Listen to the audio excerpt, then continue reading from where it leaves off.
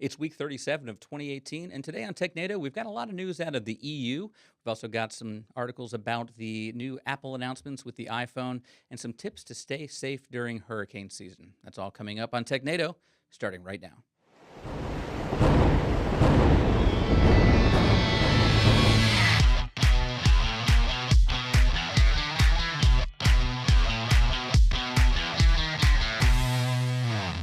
Hello and welcome to Technado. I'm your host, Peter Van Rysdam, and I am joined here by Mr. Don Pizzette. Don, how you doing today? I am doing great, ready to dive into another collection of the latest technology news and events that the greatest collection amassed by man, or whatever. Sure. For yeah, the we'll podcast go with that.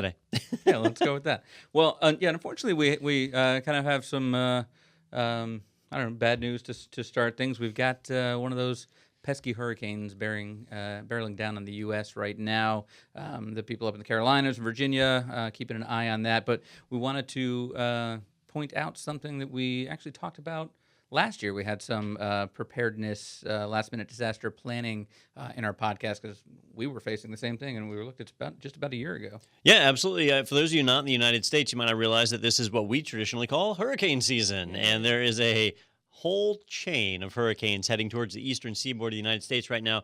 The biggest hurricane right now is Hurricane Florence. She is Florence. Florence, is that a man's name or a woman's name? I don't know. Florence. I'm going to go. We'll say it's a woman's name. Yeah. So She's barreling down. Is bearing down on North Carolina, possibly South Carolina, as we speak. So definitely our thoughts go out to everybody over there. But it was this time last year that the hurricane was bearing down on us instead, which does tend to happen this time of year. And so we did a podcast episode. Many of you might remember it. It was back in September called Last Minute Disaster Planning. I roped in Mr. Daniel Lowry, and we went over some of the things that you can do at the last possible moment to try and make sure that your data and your information is safe. And more importantly, that your people are safe. So if you are currently affected or just interested in learning more about that, be sure to look for that podcast episode. It came out, it was September 6th of last year, so just a hair over a year ago. Yeah, episode 3. And that would actually apply not to just hurricanes, but, if you're in Tornado Alley or, earthquake prone, just any natural disasters, that's some tips to help you out with. And to answer your question from before, the previous hurricane this year was Ernesto, and the next one is Gordon, and they alternate male and female. So Florence is a lady. Well, there we go. go. Not a lady. She's a mean, vindictive woman. Just leave it at that. All right. Well, let's get to the I'd say happier news, but our first one is, of course, about something that I don't know. It's controversial, so maybe happy for the people. Put it in the proper light. I want you to Okay. pretend like you are a giant international movie firm. Oh, okay. Yeah. And you're concerned about your intellectual property. Put on my Sony hat. All right, our first article is on The Verge. EU approves controversial copyright directive, including internet, quote, link tax and, quote, upload filter. So this is not what was going around a few weeks ago where we were talking about the EU trying to block memes, right? This is something else. No, this actually is This the is same. the same oh, thing. yeah. Okay. So they passed a comprehensive law that covers a number of different things. It's really big. But the two main issues people are calling out are the link tax and the upload filter. The upload filter is what impacts memes, which I know are important to everyone. Very important. Let's talk about the link tax first. Right now, anybody can make a website, and you can link to anybody else, and you can even embed a little bit of their content in your site, and it's no big deal. People just do it, right? Well, in the EU, several rights holders have lobbied against that, and it's very similar you'll remember this, Peter. Like back in the 80s, it was very common for any rap band to just sample other music. And they would sample music, just a couple of seconds of some other song, and they would do it without paying any royalties. Yep. So the rights holders are saying it's the same thing for websites. Sites like Google's news website, which I use all the time. If you go to Google News, they have articles highlighted from all these different news sources, right? So here, I probably should have pulled this up earlier. Here, I'll pull up Google News. Which many of you have probably seen, but if you haven't, this is it. And you go there and they hit the top headlines, right? But Google's not a news company. They don't make any news. They're aggregating this from the trending topics from people searching on the web. So right off, I've got Feinstein refers confidential Kavanaugh letter to FBI.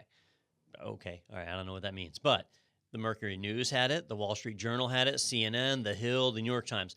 All 5 of those news sources have referenced this particular event, right? Now, Google used to have a little part right after that, which was like the first paragraph or whatever, right? Prior to this bill being passed. And as I scroll down, notice how none of these have descriptions anymore. That's because of the new EU law that was just passed the other day, which basically said, look, if you're posting somebody else's content, you have to pay them royalties for it. You have to pay. And so Google said, well, instead of paying, we'll just cut it down to headlines, or ultimately cut it all together. Technically, the way this law reads, Google may have to kill off their news platform altogether unless they want to start paying all the sources that they index for it. Now, that would actually be bad for these sites because they would lose click-through. But they do have an argument in that, hey, we created the article, we should be getting paid if somebody else is using it. So this was the middle ground that Google found, was if we cut out the introduction, because sometimes a headline is designed to never be enough, right? You won't believe what Feinstein did on camera, or something like that, and you click on it, she signed a bill. Yeah. And so, I would believe that. yeah, that's what she gets paid to do. Yeah. So, that's how headlines are designed. But when they would include the description or the first paragraph or whatever, a lot of times that's the whole meat of the story is right there. So you'd have no need to actually go to that site. So this has a pretty big effect on a number of different websites that are out there. The second part was the part that was what's called the upload filter. The way the law reads is that if your site allows people to post content, like upload and post content online, it is you, the site owner, it's your responsibility to check and see if that content is copyrighted material. And if it is, you have to not allow it. Now, a lot of people like civil rights and EFF, the Electronic Frontier Foundation, a lot of other organizations that are out there that were trying to protect free speech, they came out and said these amount to censorship boxes, that you have to basically be filtering out content before people can even put it out there. And this is where memes came into question, is that, there's the Game of Thrones meme where it's got Sean Bean and I forget what the little slogan is they always make fun of, or, any of a number of other memes that are out there. One does not simply censor memes. Well, there we go. Okay, that would be it. So in those cases, the picture is almost always copyrighted material, Sure. and then the text is made up or partially made up, partially from the content. So now sites like Facebook and Twitter, they have to check the content you're uploading, and if it's copyrighted material, they'll block it, which effectively would destroy the whole meme world. Even though it's technically covered under fair use here in the U.S., in the EU, they have a slightly different interpretation of what free speech is, and it varies from country to country. Well, that's rough. Well, is this in effect now, or is this like I in my social studies class back in my day, I don't think there was an EU to even contend with, so I'm not sure how it does it go to then the countries for ratification, if you will, or someone to sign off. That is an excellent question. It passed, and I was under the impression that it took effect right away. I'm trying to see if the Verge had anything else to say against that. Here we go. Despite these disagreements, what's clear is that if the copyright directive receives final approval by the European Parliament in January, it will have a huge disruptive impact on the internet, both European and around the world. So sounds like maybe some people are making steps like Google to say, hey, even if this doesn't happen, we understand why you're doing this, so we'll make these changes, but it sounds like it maybe doesn't go into effect until January, if that's the case. 3 months away for that final approval, and then why wait till the end? Yeah. Some people are saying it's the death of the internet, which it isn't. Other people, there are all sorts of different things that are coming out about it. We'll see. It certainly puts a burden on these site holders. For somebody like YouTube, where it's a largely automated process, people upload a video, that creates a real challenge. There's some other stuff that's being tacked along, like they're saying that if a EU member state calls out some video content as being like supporting terrorism or having hate speech in it, that whoever is hosting that has 1 hour to respond, which is pretty tough. And that means that whereas right now they might give whoever posted the content a chance to defend themselves, they won't be able to do that anymore. They'll have to immediately take it down, and then you can defend yourself after the fact. So it's kind of changing the way that's handled. You're basically guilty until proven innocent.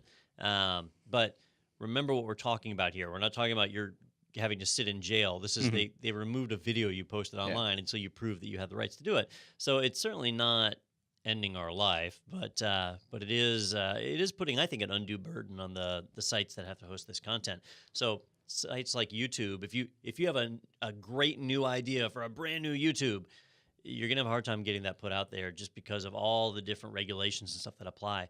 And that's why we've seen this big movement for decentralized, like a decentralized Twitter, a decentralized YouTube, where there is no one place for a government to target, and that makes laws like these really ineffective. Yeah, and like with YouTube, I know like if I were to upload a video, it would get added to the site, and then YouTube does have automated processes to go through and look for music, for example, and so it'll catch that a lot. But you'll find that out after it's gone up. My guess is it'll change that where when you upload something, it won't be immediately put on YouTube until it has a chance to run that. So whereas right now I could put a video and it's up in 5 minutes, I think that's kind of what's going to change if this kind of stuff goes through. So what I think is going on, and I'm going to say something about governments, and this applies to all of them. So the U.S. government, the Russian government, the EU, they've all been really ineffective at stopping this stuff at the source, right? If you want to stop people from posting hate speech video or terrorist videos, you should go after the people that are terrorists and making hate speech, right?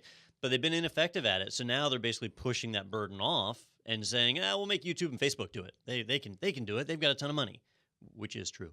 But the governments have a ton of money too. And so I think, I think the content providers like YouTube, they're going to be as ineffective as the governments at this stuff, and it's just going to be a mess. We'll see how it all pans out in 2019. All right, It'll be fun. Yeah, it sounds like a great time. Well, sticking over in the EU, or at least what's in the EU for right now, this article is on BBC.com. Let's see, what do we have? British Airways breach. How did hackers get in? Well, that's one of those great headlines you're talking about, Don, so I assume we've got the answer down here in this article, right? Yep, so this one is interesting because British Airways has not released any details yet on how the breach happened. So there was a breach. Customer credit card and travel data was leaked out for a period of time. Security researchers have had a chance to take a stab at this, and you might remember that a few months ago we reported on a breach at the Ticketmaster site.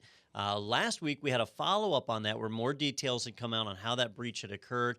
We talked about a compromise in the Magento shopping cart, as well as a compromise in the little chat support system that Ticketmaster was using. Well, it looks like British Airways was a part of that. They had a very similar setup. So when the researchers were studying the site and looking at the different components inside of it, they found that it appeared to work in a very similar way to Ticketmaster. So this is likely the same thing. So I want to reinforce what we said the last time, which is if you have any kind of shopping cart or pages with user input, those are not good pages to have, pop-up chat messages and other embedded marketing tracking stuff, because those all become weaknesses in your security posture. They increase your attack surface, and British Airways has learned that the hard way. We'll see as more details come out, but it's really interesting to see that this is kind of that same attack over and over again. Yeah, so going back to that headline of how did hackers get in? They don't know. Yeah. So that's a little deceiving. Well, the sad part is sometimes they do know. Like the people writing this article don't know, but like British Airways probably does know. And I wish they would come out and provide those details, because then anybody else who's doing the same thing could fix it. But instead, it'll get tied up in a lawsuit. There'll be some litigation there, and then we won't find out how they got in until years later when it's no longer relevant. Yeah, I would think with GDPR that would be part of it, that we'd get a little more transparency, but yeah, they say you have to disclose the breach within 3 days of it occurring, but that's it. You have to disclose that a breach occurred, not any details about it. yeah, I'm sure they have to disclose to someone what they're doing to fix it, but not us, not the general public. All right, well, let's move on now to some Apple news, and this is not the big announcements from earlier this week that you want to talk about. We'll get to those, but first, some bad news over on 9to5Mac.com. The #1 paid utility in the Mac App Store steals browser history and sends it to Chinese servers. That doesn't sound like it's what it's supposed to do, most likely. Honestly, I went through a bit of a roller coaster with this whole storyline, right? Because when I first saw that, like, oh crap, there's this app in the Mac OS App Store. Mind you, it's a curated app store, one that Apple is supposed to be checking the apps to make sure they're safe. An app is in the App Store that is bundling your data and shipping it to a server in China. Well, then you look at the app. The app was called Adware Doctor, and so right off the bat, if you come from a Windows background, you know that these kind of app cleaners or performance optimizers, that they're all snake oil, and most of them do have some kind of adware bundled into them, even though they're supposed to be preventing adware themselves. This one, if you notice, the publisher is Yongming Zhang. So that's a person, not necessarily a company or somebody who's reputable in the area. So when I saw that name, though, I thought, well, all right, so this is just a person, and the name sounds Chinese. So sending data to a Chinese server, well, if that's just where they live, that's not a government conspiracy or anything. Yeah. That's when people set up servers, they set them up near where they are. So that makes sense, and it's just junk software. What really got me, though, was the reveal that this person is not actually just a person. The register had a little bit more information on it, and a lot of these apps were actually tied to security firm Trend Micro. Trend Micro, they make antivirus products. They have been around for decades. I've used their products myself. They're very reliable. They have a really good research laboratory, but they had a number of apps: Dr. Cleaner, Dr. Antivirus, App Uninstall, and it looks like Trend Micro has been acquiring all these little products to try and roll it into their bigger product. Unfortunately, all of these apps were collecting browser history, archiving it up with a hard-coded password that was easily broken, and then they were shipping it off to servers overseas. Every one of these apps has been yanked from the App Store. Apple has killed off every one of them. And Trend Micro has revealed a little bit of an update that, yes, they are aware of it. There was an unfortunate side effect, so they sent an update over to the register. It's talking about Dr. Cleaner, Dr. Cleaner Pro, Dr. Antivirus, Dr. Unarchiver, Dr. Battery, Duplicate Finder, all of these different apps that they had, that they were doing this so that they could look at the browser history to see if you had visited a compromised website. So that was their air of legitimacy on this, but that they say they were sending it to a U.S.-based server, not a China-based server. So that's a little bit of a different side of that story. Either way, they said they are going to be removing that feature from the software, which obviously makes sense. We certainly don't want to be sending our browser history. And for the record, it was collecting the browser history for Firefox, Chrome, and Safari. So it didn't really matter what browser you used on this one.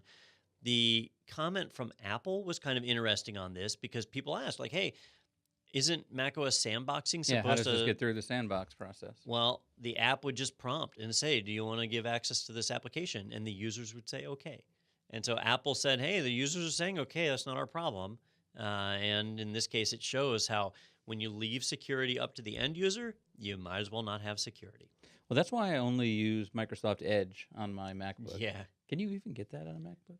No, I don't think so. All right, I run a virtual machine. I know you can do Internet Explorer if you run like Crossover, but yeah, I don't think you can do that Edge. Seems more trouble than, well, it's not worth anything. So it's absolutely more trouble. All right. Well, let's get to the Apple news that you actually want to hear about now. Yesterday was iPhone Day, and wow, what big news if you have unlimited wealth and like cameras and enormous phones. Did you watch the event? I watched bits and pieces. I didn't watch live. So I wasn't feeling well yesterday, and so I actually had time to sit and watch the whole event. And I wasn't excited about really anything. Normally some kind of update comes out and it's exciting, but I really didn't see anything crazy here. I did find it interesting that everything's really expensive now, and that was what ZDNet highlighted, is that if you want to get the new iPhone XS Max and go with the 500 gig option or 512 gig option, it is almost $1,500. That is one expensive phone. 500 gigs, though, is a lot of storage. I have 256 gigs on mine. I'm not even using half of it. So that, is... That's strange to me because it seems like in the computer world, we're going smaller in terms of hard drive size because we're putting more in the cloud. So I'm surprised to see that they're going that big on something because, it's really photos and music that are taking up most of the space on people's phones. And those things are mostly in the cloud for a lot of people now. You're backing up the photos to iCloud or some other service and deleting the photos locally. Music, I mean, if you want it for offline use, it's there, but with all the services. It's that offline use that you mentioned, right? When I'm on my laptop or on a desktop, I'm typically on a wireless network. I've got access to my data, or I'm at home. I've got access to all of that. But on my phone, if I'm on a plane or if I'm traveling, I have a cell data plan that has a cap. And the caps are really low on cell data, at least here in the U.S. So having that media. Like I keep my entire music collection on my phone. It's like 40 gigs. Yeah. So just right off the bat, you lose that. If you shoot videos, the HDR videos, those consume a lot of space. Well, the operating system's not mentioned in that 512 megs or Yep, gigs. and it's pretty bloated for a mobile Yeah. OS. It's over 20 gigs in size. So all that takes a hit at it. But they did release their new model, so check it out. I personally, I have an iPhone 10. You have an iPhone 10, right? Yeah. Mm-hmm. I didn't see anything that made me want to upgrade. Yeah, and I was worried because I'm like, oh, I just got this thing, and it was a lot of money. Yep. So I was hoping there wouldn't be. But let's run down the things real quick. We've got the XS Max because they stuck with the S kind of iterative It's not XS, naming. it's 10S. I'm sorry, 10S. Well, but it is excessive in 6.5-inch screen, which is basically. I mean, what's the smallest iPad these days? That's got to be close. 9 inches, 8 inches. The standard iPad is 9.7 inches. So the mini's got to be. I don't think they sell the mini anymore, do they? I don't know. I think if you go to the store, it starts with the 9.7 and then it goes up to the 12.9. I'll look into that. But yeah, we've got the prices you mentioned there, and if we scroll down a little bit down, you've got the image that's got the prices and the capacity. So it's starting at $1,099 for 64 gigs, which Don would use right away between the OS and his music. Yeah. And just goes up from there. The Apple Watch, there were some announcements about that as well. So you watched it. What did anything stick out to you there? It's got a bigger screen. I could see upgrading for that. Like they look really nice. The other stuff they pushed was all health stuff, which I don't use any of the health features on my Apple Watch. You don't use it until you need it done. You could do an ECG. I could know if I was having a heart attack right from my watch, which is cool. Huh? EKG? They specifically called out ECG, so it's a different thing. Huh, okay. And I thought that was interesting too, because at the hospital, not that I would know, but they usually want an EKG. So, but yeah. So anyhow, it was really interesting. Obviously, all the standard Apple marketing applied on this one. It's the fastest iPhone ever created, the highest quality iPhone ever created, the most storage in an iPhone ever created, and so on. Is it a Retina watch? No. Because that was the buzzword they for a while. Come up with their own. Retina. Well, they were calling the OLED screens, they call them Super Retina, I think. They were trying to give it this new moniker. We'll see if it catches on. I want to say it was Super Retina or something, Hyper Retina, I don't know, whatever. But yeah, so there was that. What I thought was really interesting, though, actually really didn't have anything to do with hardware at all. It was software. Back at WWDC, Apple announced tons of new software coming along, updates and patches and things like that, and then proceeded not to release any of them. Even at the big event yesterday, they didn't release any of them, but they did release some dates. Over on Macworld, they had a roll-up article that had all the release dates, which I thought was really cool. iOS 12 is coming out on September 17th, which is this coming Monday. The big update there, I don't know if this affects you, Peter, or not, but they're finally going to be adding support for Waze in CarPlay. Yes, I've been waiting for that because I remember they mentioned that at a previous announcement. Months ago. And I looked for it, thinking, okay, well, I've got to update the Waze app then, or what am I missing? Because I have the CarPlay and I haven't had that. So. It's a part of iOS 12. Oh, that's exciting. iOS 12, which I'm sure will proceed to break many of your apps, but it's there. The watchOS, tvOS also coming out at the same time. macOS Mojave is coming out September 24th. That's not this coming Monday, but the following Monday. So that will be coming out. You'll get your all new dark mode and some other optimizations that are in there. The file categories is going to be in there and a few other options and enhancements. So that'll be really cool. I'm looking forward to Mojave coming out. That'll certainly be a big deal in 2 weeks. So that to me was all more exciting than the hardware. Now, do I wait for Mojave because I haven't gone to High Sierra because of the whole external monitor through a dock thing? Well, I think if anything has been proven so far, it's that it will be an absolute train wreck on release. So yeah, you'll want to wait. If you have a production machine, you don't want to go day one on it. But for somebody like me, I'll roll it out on day one because I have to learn it. But it'll probably be rocky. Well, I hope there are more animojis that are released as well. Well, one of the big features of Mojave was improved sandboxing. That would supposedly help prevent some of the stuff that happened with the Trend Micro software. Anytime they mess with sandboxing, it breaks apps. So you can pretty much count on third-party apps having a rocky start, at least for the first month or two. Exciting. All right. It's a good time. Let's go to our next. Just the way Steve Jobs intended. Exactly. All right, let's go over to nakedsecurity.sophos.com. I guess this is Sophos's blog. Sophos? Yeah. Yeah. So, Let's go with that. SoFi. Sophie's Sophie's blog. yeah. Google Chrome will now generate unique passwords for you. So I wonder if something like this is going to be a threat to the LastPasses of the world out there. Well, Google Chrome has been offering to store your passwords for years, and it'll synchronize between devices, which is nice. So as long as you're using the Chrome browser across your devices, you're all synced up, your passwords are there. On a positive side, you've got that functionality. On a negative side, it is tied just to Chrome. So if you store a password there and then you're using somebody else's browser or you're using an app or something like that, you can't get at the password that's stored. If you have something like LastPass or KeyPass, OneLogin, one of those guys, what they do is they store your password, but it's kind of independent of the application that it's inside, so you can use it across the board. I personally use LastPass. I do as well. Yeah. Yep. So is there not a place where you can go in Chrome and say, "Show me that password from the site that I saved here in Chrome"? I don't believe so. I haven't heard of one. Yeah, I know it gets stored on the Macs. It actually uses the Apple keychain, and so the password is there, but you can't expose it. On the Windows side, I've not seen a way to access that. Yeah, and I'm sure you can't share it like you can with a LastPass or something like that. So there's a lot of advantages to the other systems. But one thing that Chrome didn't do up until this release is to actually help you pick your password in the first place. So it would store your bad password all you wanted. But now when you go and access a password form, it'll actually prompt, and the guys over at Naked Security did a little animated GIF here that goes through and shows it. As they go in and punch, they pick an account, or actually that one's autofilling. I thought they had an animation. Maybe they don't. I thought they had an animation where it showed auto-generating, but it'll generate a complex password. Capital letters, lowercase letters, numbers, special characters, and that way you're starting. Oh, there it goes. It's generating a nice. Well, I said special characters. That password they showed in the animation had no special characters in it. So always be careful there and make sure your passwords are strong enough. That's a setting in LastPass to say, the confusing character. I can't remember what they call them, but zeros and O's or I's and L's and things like that. Ones. Yeah. So maybe you have some settings in there.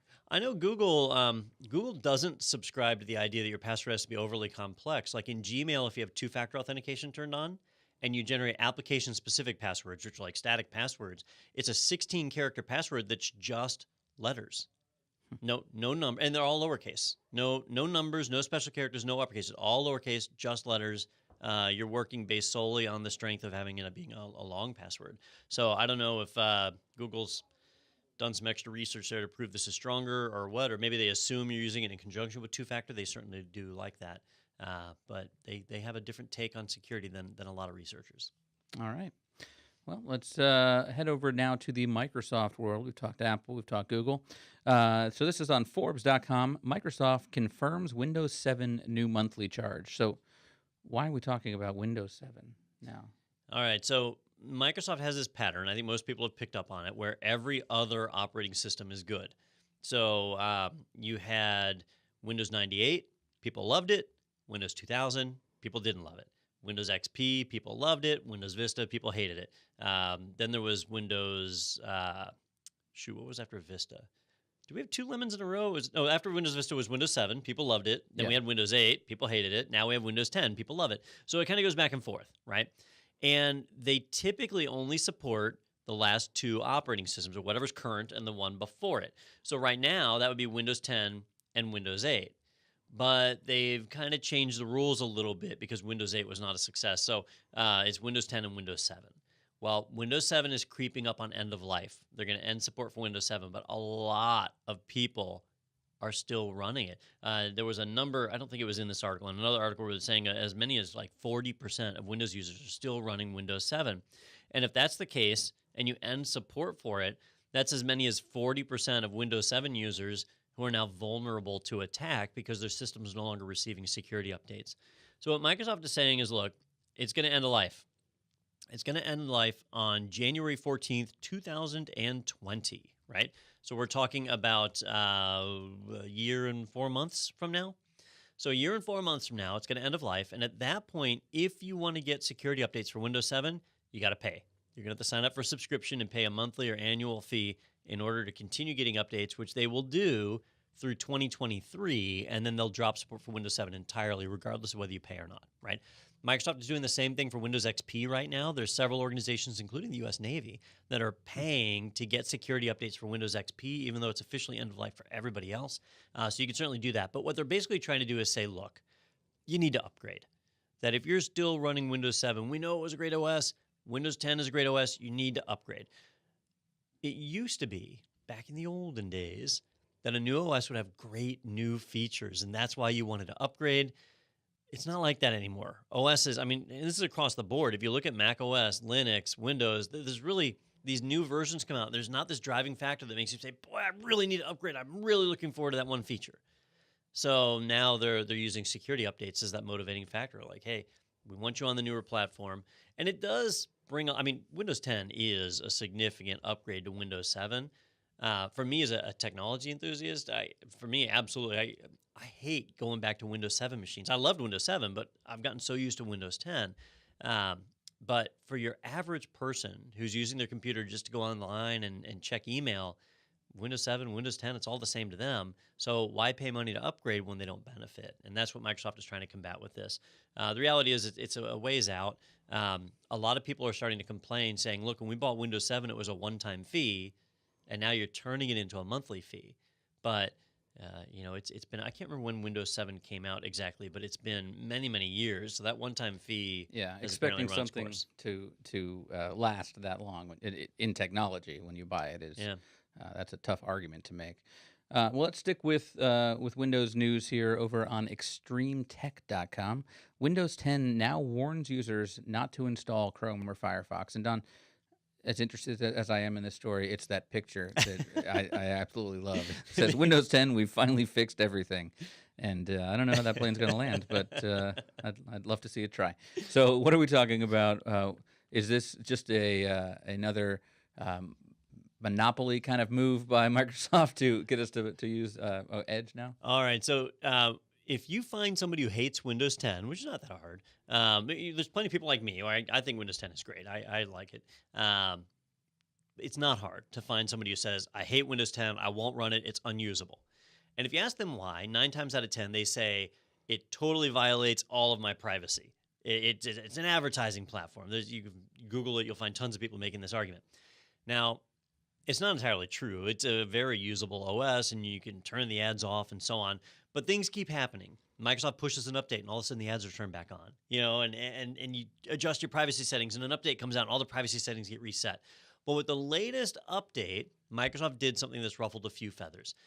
If you install Windows 10, you do the latest update, and you go to download Google Chrome or download Firefox, when you download them, Windows intercepts the download just like it would a virus or malware. And it would say, this is not a trusted executable. Do you want to run it? Well, this one, it intercepts it, and it says, you already have Microsoft Edge, the safer, faster browser for Windows 10. Would you like to open Edge or install anyway, right? And then it says, don't want to be warned in the future? Open your settings. That tells you this is a warning. We're warning you about the software you're about to download. You can install it anyway, right? If you think you know better, you can do that. But Edge, it's the faster, safer browser for Windows 10. Quicker picker-upper. That's right. So a lot of people are getting frustrated with that. Microsoft very publicly had that huge EU fine assessed against them 10 years ago now. They had to start releasing special versions of Windows that did not include a web browser in Europe. So that's where you had the N versions like Windows 7 N and Windows 8 that didn't have Internet Explorer packaged inside of them because of the browser conflict. So now they're really pushing the line and saying, if you try and download another browser, yeah, you can download it, but we're going to put in a little ad here for our own browser first. You should really try Edge. And Microsoft has been kind of fighting this uphill battle for a while now of, people got tired of Internet Explorer, that it just had too many things that were a problem with it. It was slower. It was causing issues. People migrated to Chrome and people migrated to Firefox. And now Microsoft has Edge, which by all rights is a really nice browser.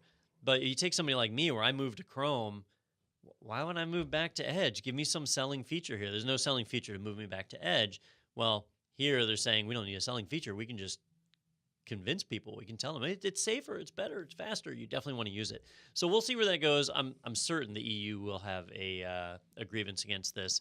But for right now, if you go to download Chrome or Firefox on a Windows 10 box that's been updated, expect to see an extra pop-up. Exciting. That's why I only, like I said, use Edge here on my MacBook through VMware or something. I still use Mosaic. Oh, wow. Do you know Mosaic? I remember the name. Yeah. I'm a SeaMonkey user myself. SeaMonkey. There we go. Yeah, I actually know something, but I've never actually used that. I remember I've looked at the traffic before on our website and said, what is SeaMonkey? How are we getting traffic from this? So. I used to always fire up Lynx, the old text-based web Okay. browser, because then you could show really cool user agents with that. Have all sorts of fun. Fantastic. All right. Well, we want to let you guys know about. We actually had a webinar earlier today on DAS, Desktop as a Service. That was Ronnie and Wes, but we've got another one coming up for you. This next one is Top 5 DevOps Blunders, and it is Thursday, September 20th, so probably this Thursday when you're hearing this podcast.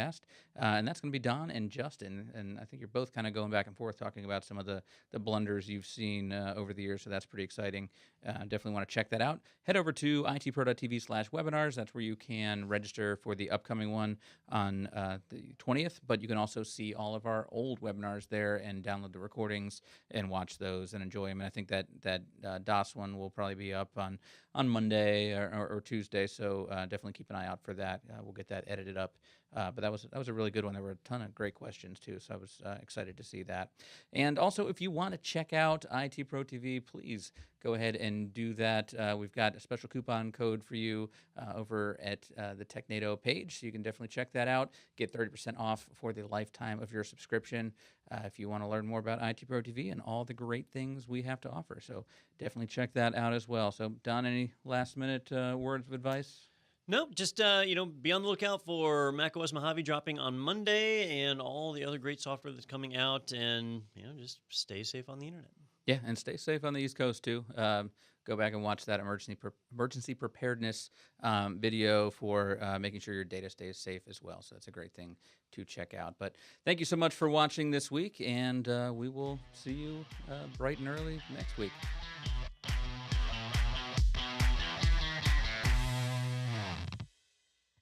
Are you enjoying Technado? Then be sure to check out our other podcast, Ask Me Anything, where our subject matter experts answer your questions. Here's the latest episode, and here's the full playlist. And as always, be sure to subscribe to ITProTV's channel. ITProTV.